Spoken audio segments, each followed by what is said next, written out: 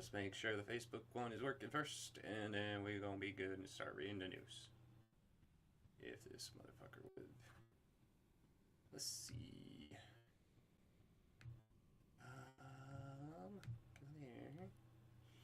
And stop moving things, Zuckerberg, you fucking twat.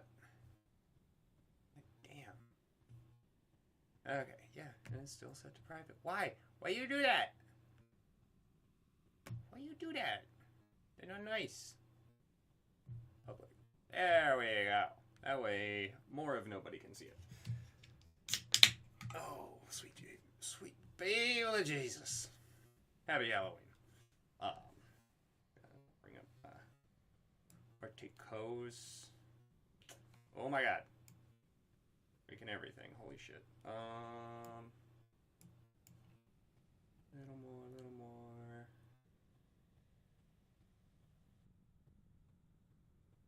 Okay. Not gonna read my own article. That would be a little too masturbatory and self-serving. But just know I have a new article up on Substack. It's not terribly long. It's a fun one. Talks about stuff and things. And there should be a link in the description of this article as well as all the other articles I use in here. So, for what that's worth. Anyway, let's start. So, Supreme Court's conservative justice leave in place Virginia's purge of voter registrations. Good. BNBN. Washington. Supreme Court's conservative majority on Wednesday left in place Virginia's purge of voter registrations. That the state says is aimed at stopping people who are not U.S. citizens from voting. Yeah, I already railed on this one. It's a little bit of an update. That's good. It's good that they're purging non-citizens from the voter rolls. This should be done regardless of timing. One Virginian, whose registration was canceled despite living in the state her entire life, called it a bad October surprise. Okay, if you've lived in the state your entire life, why are you showing up on this? What is the additional information that's being left out here? Because it's not like they're going around just purging people's shit for no reason. There's a very limited number of registrations that were purged anyway, to begin with. So to say that, well, I'm upset about this, it's like, dude, you had opportunity after opportunity after opportunity, and you're not eligible to vote even if you were still on there, so you'd be committing another crime by voting in the first place, so get fucked. I don't know what else to tell you, sorry. Sucks to suck. You have to go back. Justice acted on Virginia's appeal after a federal judge found that the state illegally purged more than 1,600 voter registrations in the past 2 months. Again, small number, relatively speaking, over the course of the last 2 months, and if I remember correctly from the other article, these were ones where the individual themselves had made the statement they were ineligible to vote. Specter of immigrants voting illegally has been a main part of political messaging this year from former President Donald Trump and other Republicans, even though it's rare. But it happens. Nobody's saying it's not rare.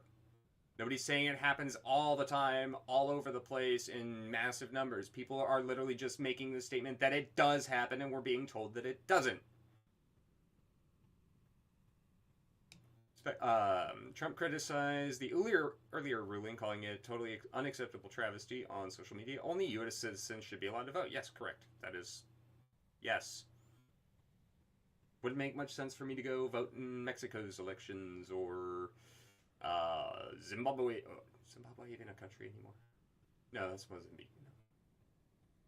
Wouldn't make much sense for me to go vote in Somalia's elections if they even had them. But like that. Youngkin said voters who believe they were improperly removed from the rolls can still vote in the election because Virginia has same-day registration. Can't imagine how that might be abused. And so there is the ultimate safeguard in Virginia. No one's being precluded from voting. True. And therefore, I encourage every citizen to go vote.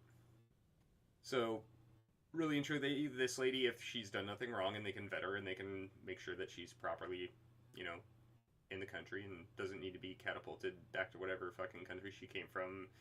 And she came from? Yeah, cool. Good for you. Whatever. Voting's... I'm going to withhold my opinion on voting for now. That option was noted by the campaign of Vice President Kamala Harris, the Democratic nominee for the White House. Every eligible voter has a right to cast their ballot. No, they don't. They have the privilege. And have their vote counted. Arguable. And this ruling does not change that, said Litvak, campaign spokesperson. Our campaign is going to make sure every eligible voter is able to vote. Voting by non-citizens remains illegal under federal law. Not like the crowd cares about legality of things. Rena Shaw, 22, of Chesterfield, Virginia, said she was born in Virginia, has lived in the state her whole life, and never left the U.S. Shaw thinks she may have forgotten to check a citizenship box on a form when she was updating her voter registration at the Virginia DMV while she was getting her learner's permit. First reaction was that it was just ridiculous. Motor voters bullshit anyway, but again, she can same-day register, so no harm, no foul. I fail to see how this is a problem. First reaction was that it was just ridiculous and it shouldn't have been allowed in October. Why? What does the timing have fucking anything to do with any of it? Especially when you have same-day registration. Nothing is being denied to this lady. There's no crime. None. Zip. Nada. Nunca.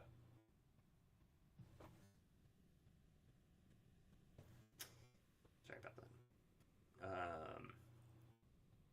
Planned to cast her ballot during early voting Wednesday, and she said she still found the error troubling. Said her voter registration has been restored. So then... So you're really bitching about nothing then, huh? I swear to God. 19th Amendment. Repeal the 19th! Justice Department and coalition of private groups sued the state earlier in October, arguing that Virginia election officials acting on an executive order issued in August by Youngkin were striking names from voter rolls in violation of federal election law. Once more, well, they wouldn't need to strike voter registrations in violation of federal law if people weren't violating the federal law against coming into this country fucking illegally. So, I agree. Two wrongs don't make a right, but this one at least corrects for that. So, I don't know. Like, bunch of dumbass motherfucking retards. Swear. National Voter Registration Act requires a 90-day quiet period ahead of elections for maintenance of voter rolls, maintenance, quote-unquote, so that legitimate voters are not removed from the rolls by bureaucratic errors or last-minute mistakes that cannot quickly be corrected. Well, this one was a mistake, and it was quickly corrected in what's-her-bucket's face, so no harm, no foul, no problem. Youngkin issued his order on August 7th, the 90th day. Baller! So he issued it 90 days before the election. So, requires daily checks of data from the State Department, motor vehicles, protect democracy from democracy. One of the groups that brought the lawsuit cited media interviews with other voters showing Youngkin's administrative purge has removed U.S. citizens from the voter rolls. One example was Nadra Wilson, living in Lynchburg, told NPR she was swept up in the purge, born in New York, I'm a citizen, showed her American passport as proof, and once again, Virginia's got same-day registration, so she wasn't actually removed permanently, or she suffered no damages, so no lawsuit. That's how that works, right? Right? You don't have damages, you don't have anything to sue over, you don't have any standing. That's what all the Stop the Steal people were told when they brought challenges before the election. And when they brought him after, they were told, well, it affected everybody equally, so you don't have any damages there either. So, if you didn't suffer anything, can't. Like, why does that only seem to work one way? It only ever seems to work one direction. This program removes eligible voters. Virginia has not presented any evidence of non-citizens participating in elections because there is none. So, okay, Project Democracy, you are saying that there is not a single person in the state of Virginia who has cast a ballot this election that was not legally allowed to? Is that what you're stating? Because that law of big numbers says you're wrong. And it's actually eligible voters have been caught up in the middle of this election subversion scheme. Patricia Giles said elections officials could remove names on individualized basis, but not on a systematic purge. Well, this does seem to be based on an individual basis and processed at the same time. So it's not like they're just like, we're going to remove everybody with the last name starting with A or F or U's or C's or K's.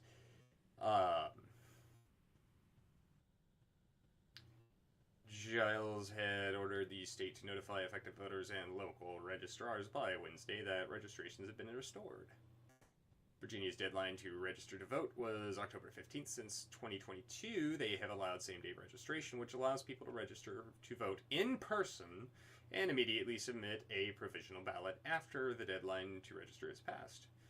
The State Department of Elections does not remove names from the voting rolls after the October 15th deadline unless they are the names of deceased people. But that's purging a possible Democrat voter! Nearly 6 million Virginians. So 1,600. Hold up. I just want to do this math really quick. 1,600 total names removed. Out of 6 million Virginians registered to vote. So that's 6. Most 6 million. So that's 2.66 and so on. So 2 1/3 or 2 2/3 infinitely e to the negative 4. So that's going to be 0.12. Let's see. So that's 1, 2, 3, 4. That was 2.6. So yeah. So that's 1, 2, 3, yeah, 4. So that's that many percent. So a quarter would be right here. So this is a quarter of a thousandth of a percent. Am I reading that right? Quarter of a thousandth of a percent, something like that. I don't know. I went to public school in California, so I can barely count past 37. But even I know that that's less people. That's a percentage of people smaller than the total number of. We're moving on to the next story. Similar lawsuit in Alabama. Federal judge ordered the state to restore eligibility for 3,200 deemed ineligible non-citizens. Testimony from the state showed that roughly 2,000 of them were actually legally registered. So still better fucking odds than the other ones. They still purged 1,251 out of, and that's roughly. If you're rounding based on this digit here only, so yeah, be off by 500 people. Next story. Let's see. Goddamn it. Policemen say the man behind the ballot box fires has metalworking experience and might plan more attacks. Shithole third world country, Oregon. The man suspected of setting fires in ballot drop boxes in Oregon and Washington state is an experienced metal worker and may be planning additional attacks, authorities said. Investigators believe that the man who set the incendiary devices at ballot boxes in Portland, Oregon, and nearby Vancouver, Washington, has a wealth of experience in metal fabrication and welding, said Portland Police Bureau spokesperson Mike Benner. The way the devices were constructed and the way they were attached to the metal drop boxes showed that expertise. Used magnets. None of us mortals know how they work. Authorities described the suspect as a white man, aged 30 to 40. and me. Could be my son. Who's balding or has very short hair. Police previously said surveillance video showed the man driving a black or dark-colored 2001 to 2004 model Volvo S60. Vehicle did not have a front license plate, but it did have a rear one with unknown letters or numbers. Incendiary devices were marked with the message, "Free Gaza." That's right, China. Oh, the tea. According to law enforcement official who spoke to the AP on condition of anonymity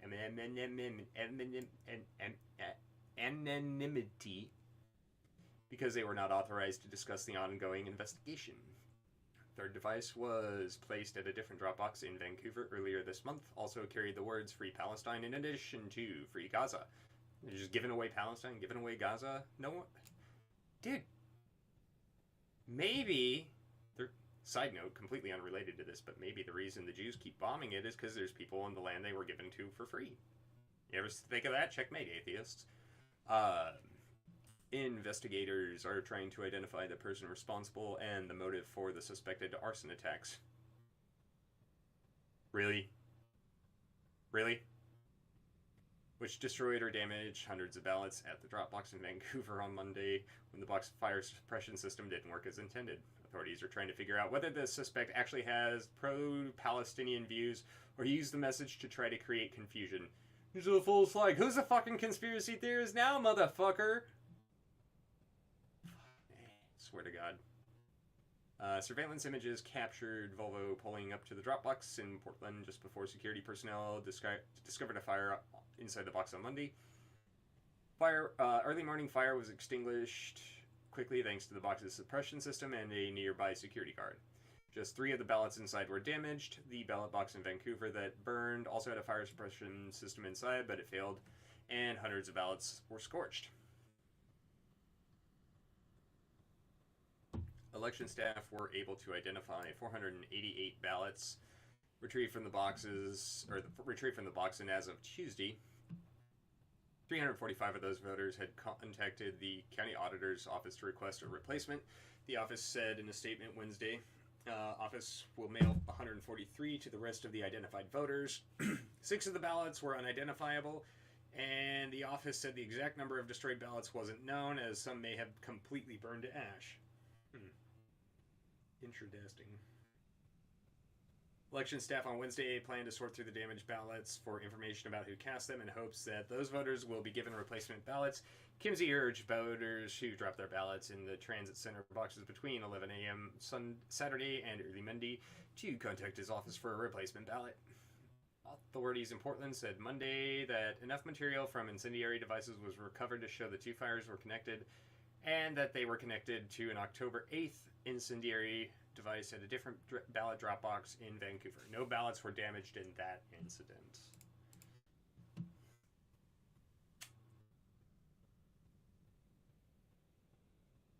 Secure and safe elections, folks. Most secure and safe elections ever. Right? Right? Nobody's interfering at all. Nope, no interference whatsoever. One of the biggest bummers about modern internet has been the decline of Google search. Reach it, brother. This next one. OpenAI launches ChatGPT with search, taking Google head on. Good. Didn't take Google on from the back. Hit it from the back. Do back shots on Google like, wow. Alright, one of the biggest bummers about the modern Web 3.0 internet is the decline of Google search. Once an essential part of using the web, it's now a shadow of its former self. I would argue that it's not even resembling its former self. Full of SEO-fueled junk and AI-generated spam. Yep. Welcome to dead internet, motherfucker.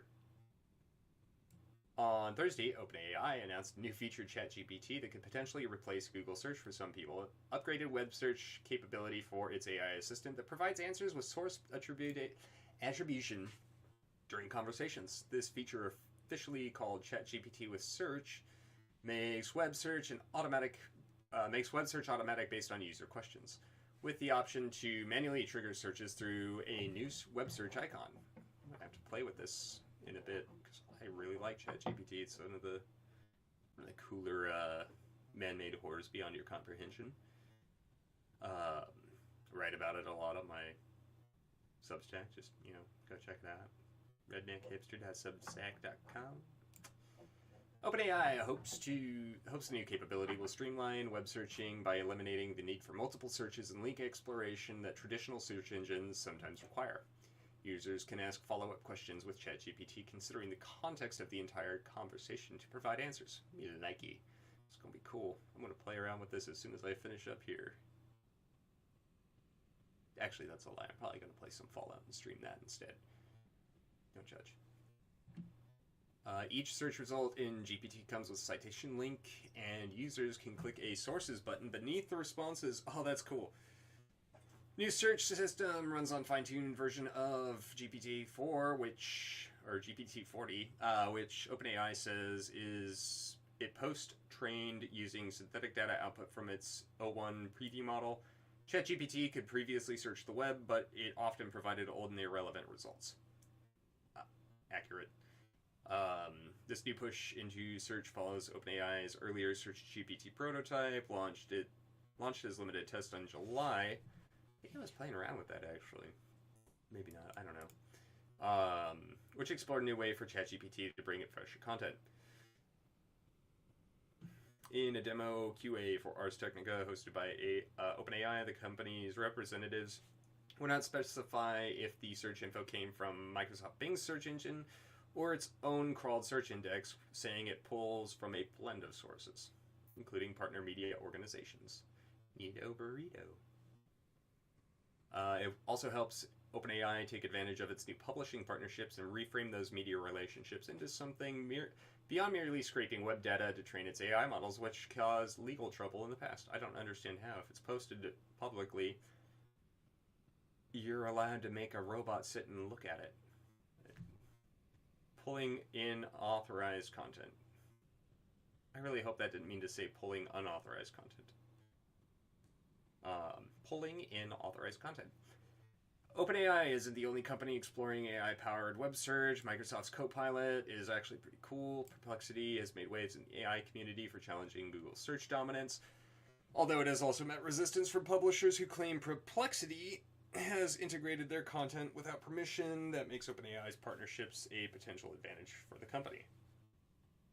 As mentioned above, over the past few years, OpenAI has established new partnerships, collaborating with AP, Axel Springer, Ars Technica, Dotdash Meredith, Financial Times, blah, blah, blah, whatever. I don't care about who they're collaborating with.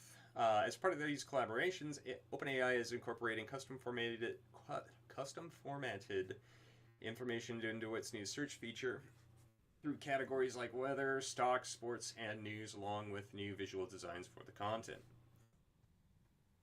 In the hands-on test of ChatGPT with search, the new feature seemed to consistently pull relevant links from the web while answering our questions. But it wasn't perfect, returning a few errant sources here and there. It also sometimes provided irrelevant images that were shown beside.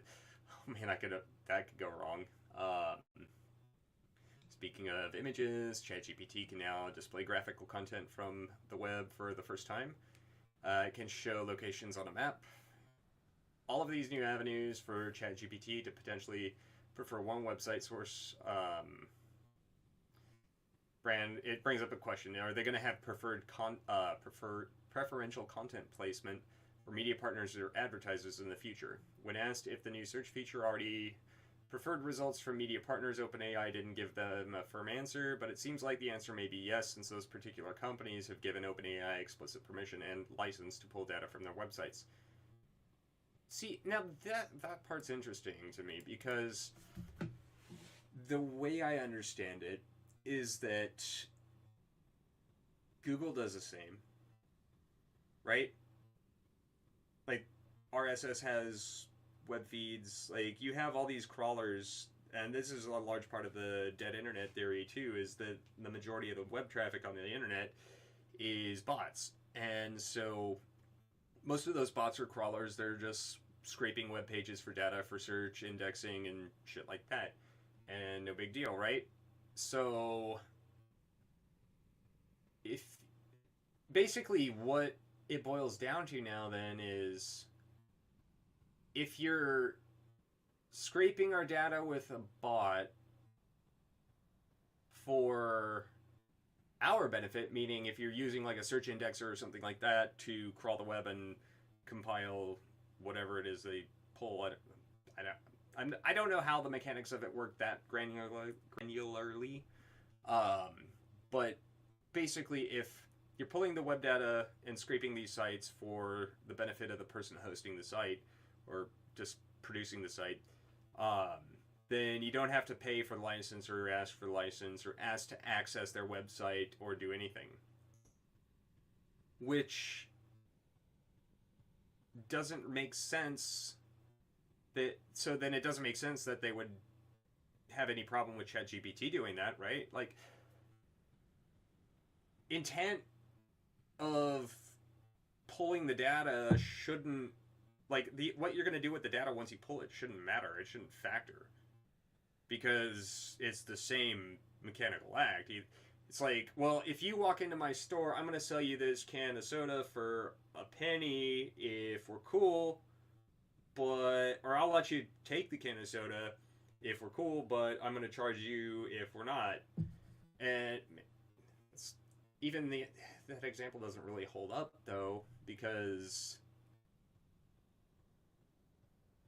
Google's not like a family friend to them. It's trying to think of an example that actually like works one-over-one, because I'm rapidly learning that people are too stupid to actually understand examples in a lot of cases. I gotta spell it out for the window lickers. But like, what should the intent of what's gonna be done with the data matter? Like, it would be illegal to produce it, put it forth as your own, but it'd be like saying, if you want to recite any fact that you learned out of an encyclopedia, not only do you have to cite it, you have to pay for the privilege just to know the information. I guess would be the closest analogy. Anyway, in the future, OpenAI plans to add the new search feature with custom answers for shopping. Gross. Travel. Gross. Company also plans to use OpenAI's O1 series for deeper search capabilities and expand search feature to advanced voice mode and campus features. The search function launches today for ChatGPT Plus and Team subscribers through chatgpt.com and mobile apps. Enterprise and education users will gain access in the coming weeks, and a broader rollout for us poors like myself will have to wait months. Lovely. I want my editor to get better. Why is this fucking Ars Technica, why are you using 1.4 gigs of my fucking RAM? Bad! AOC blows up her feminist street rep by gushing over Kamala Harris's husband.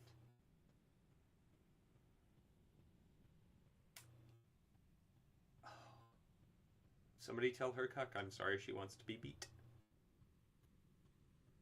Rep Alexandria Ocasio-Cortez just lit her feminist credibility on fire by endorsing an alleged woman beater on Wednesday. Oh, stay classy, Tucker Carlson. I love yo shit. New York Congress critter told students at the University of Nevada, Las Vegas, that Kamala Harris's husband, Doug Emhoff, a man who allegedly slapped his ex-girlfriend and impregnated a nanny, among other allegations of abuse towards women, embodies the ideal masculinity. She's not wrong! Oh, holy shit, this is just too much, dude. Ah! Alright. He's not afraid to embody and pass on the values of security and this idea that if you can, you let your girl shine, Ocasio-Cortez said, according to the Daily Mail. And he embodies that really well. We should all be really, really proud of this alleged wife beater right here, or alleged woman beater, and philanderer, allegedly. Alleged.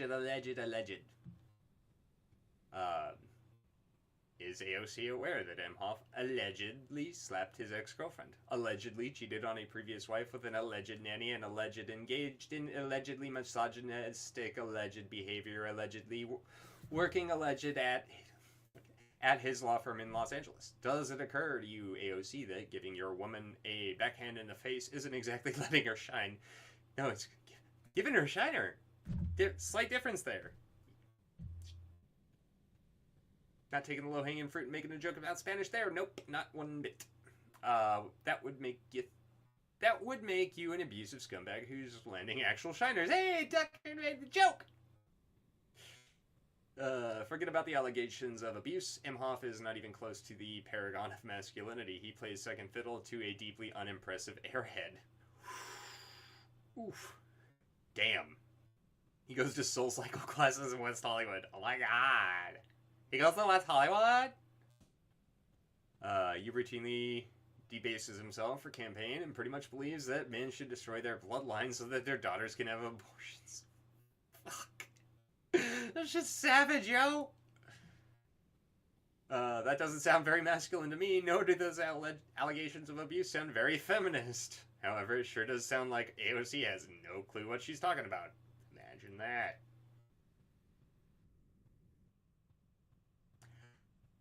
Stop the Steal movement has reemerged in force ahead of the 2024 election. I'm gonna get so mad at reading this. How long is this? At least it's pretty quick, I think. Oh yeah, it's a quick one. Thank God. I'd probably have to buy a new computer monitor if it was a longer one. Should former President Donald the God Emperor Trump come up short in the 2024 election, he has an army of MAGA activists who have nonetheless been preparing to undermine the results and to try to reinstall him into power. And what are y'all gonna do when Kamala Harris loses? Real question. How many buildings are gonna get burned down? How many majority neighborhoods are gonna be burned to the ground? How many trash cans are going to be victimized and brutalized by masked retards calling themselves Antifa? Find out this November 6th. CNN reports that the Stop the Steal movement has reemerged in force. God, I can't. I'm so glad I'm making this video because when these retards start getting upset that their girl lost, not just the electoral vote, but the popular one too. Mark my words, it's gonna happen. So glad I'm making this video because I'll be able to bring this video up and be like, "What about this? What about this? Election denier!" Like, just stop. Stop. Stop the Steal movement has reemerged in force ahead of the 2024 election, and its leaders have created a step-by-step guide to undermine the results if he falls short again. It's a big motherfucking if. I don't know if you've seen polls lately, but that's a big motherfucking if. According to CNN, the plans include challenging the results in court. Oh, you mean like having due process? Challenging him in court like Al Gore did in the 2000 election? Questioning them like Hillary Clinton did in the 2016 election? Pressuring lawmakers to block election certification. You mean like, Jamie Raskin has promised to do even if Trump wins legitimately? And encouraging protests. I would encourage... Can't say it. I would encourage something I can't say out loud, but... I feel like we're going to get a blue version of January 26th, or January 6th this year, and I feel like the blue version is actually going to be what they thought the red one was. But instead of being a bunch of confused, drooling fucking boomers wandering around the Capitol Mall for a couple hours... Anybody remember back during the Summer of Love when that just angelic model citizen... George speedball of fentanyl in his throat when he died. Fentanyl Floyd was so brutally killed by that evil, evil racist cop and not the fentanyl he had taken. moments earlier. Anybody remember during those riots? Those fiery but mostly peaceful protest riots? Anybody remember? God, it must have been like a month after they started. When protesters in the Capitol had burned St. John's Church across the street from the White House, forced Donald Trump into the presidential bunker because they were threatening to breach the perimeter at the White House. And does anybody remember how CNN and all the other leftoid news agencies were making fun of him, calling him Bunker Boy and a bunch of other retarded, stupid window-licking shit that they would. And they mocked him the day after for coming out and holding up the Bible like it was a dirty diaper in front of the charred wreckage of the church. Or something. I don't remember the specifics that clearly, but I remember the picture of him holding the Bible. I remember the retards preaching or setting fire to the church. And my point in all that is,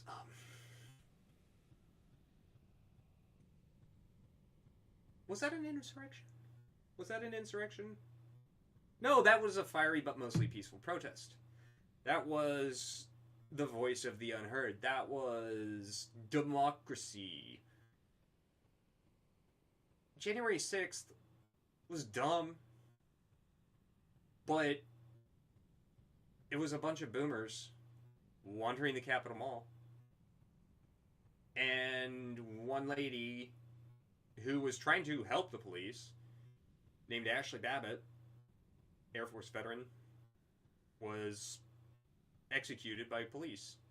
No cops died that day. Most of the ones that were injured got little boo-boos. That was it. Maybe abrasions, bruises.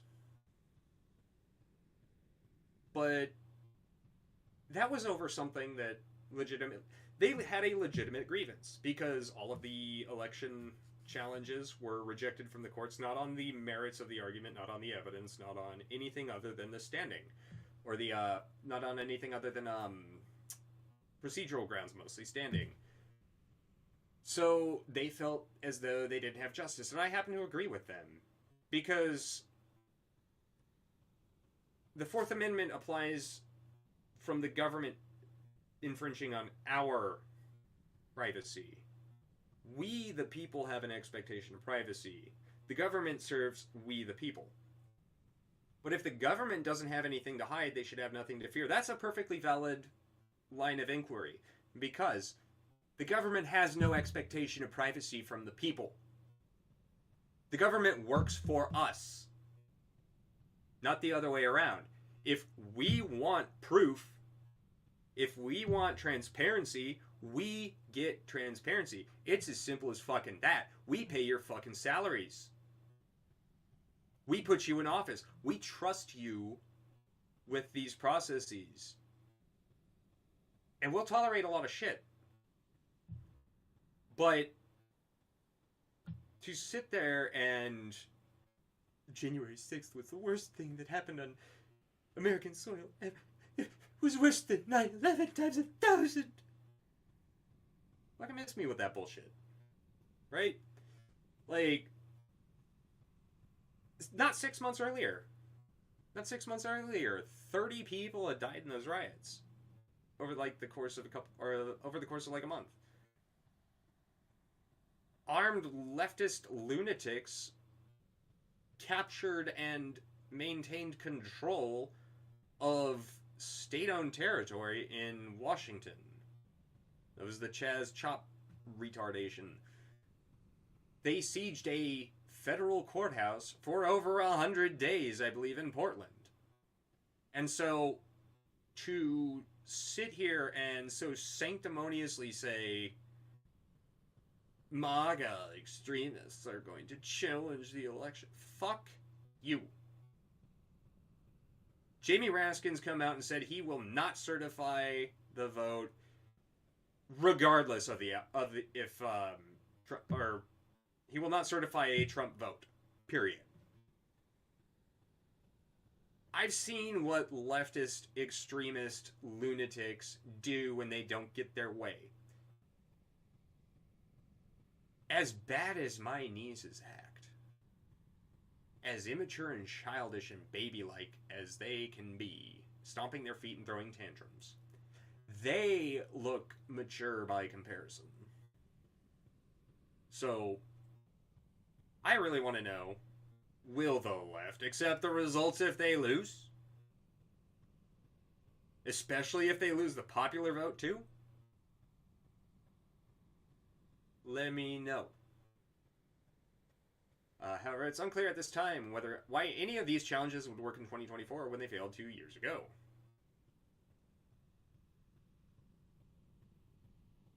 I wonder if any of those challenges will work if they're put forth by leftists. Is what I wonder. Second attempt at disrupting the election certification on January 6th seems particularly unlikely to succeed given that far more security and resources and personnel will be deployed to the Capitol this time around. I don't think it'll be enough. I think they'll need a lot more than they think they would need for us, for themselves. Because with all this free Palestine bullshit going on, with all the free Gaza bullshit going on, with all the Donald Trump, you fucking spent the better part of the last decade convincing half the country that Donald Trump is Hitler. I'm sorry, you do not walk away from this unscathed. That's the whole of it. Like,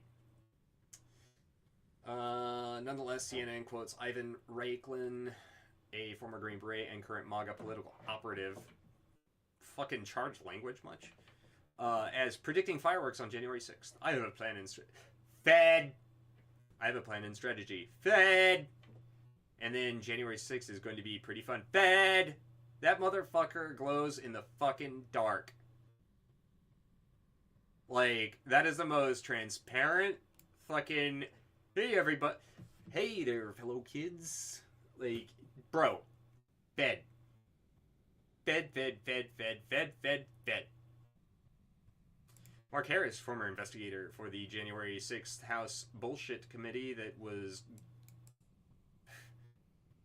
I wouldn't claim that fucking accolade, dude. Tell CNN, and he's worried that even with increased protections in place, the Stop the Steal movement may have some unanticipated drink up and leave. Bro. We ain't the ones you gotta worry about. You've made it abundantly clear to the right with the January 6th bullshit that direct action ain't gonna work. Because, or, I mean, alternatively, direct action would be a lot easier than initially thought, because y'all are soft, but direct action ain't gonna work when you own the media.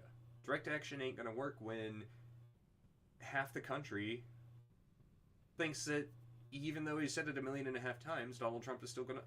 Like, they think that Donald Trump is going to ban abortion day one when he gets into the Oval Office. And it's like, no. He's said as much.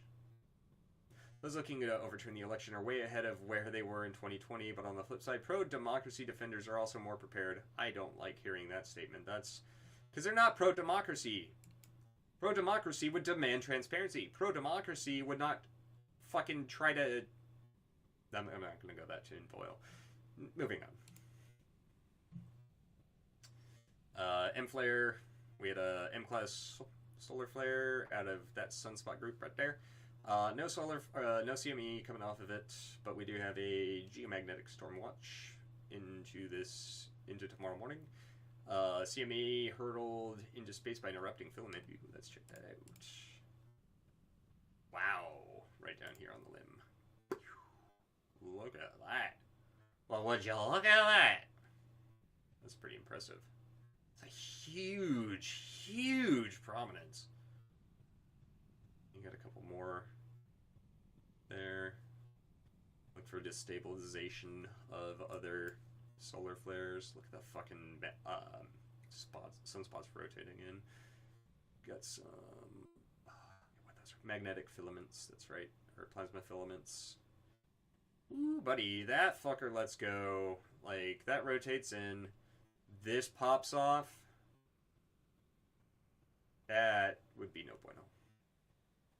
Be really pretty auroras, but Uh, terrifying. Yeah, that bright flash of X-ray and UV radiation during the solar flare.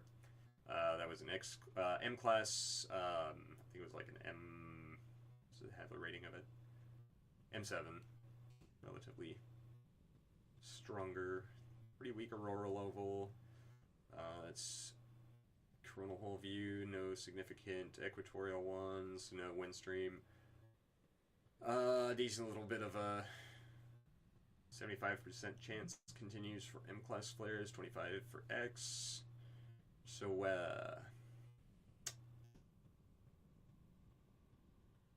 yeah, that's about it for the news there. So I am going to turn the stream off, maybe smoke a cigarette, drink some Monster, more Monster, and maybe play some Fallout in a bit, maybe not, maybe work on some editing for one of the other ones, or work on some writing.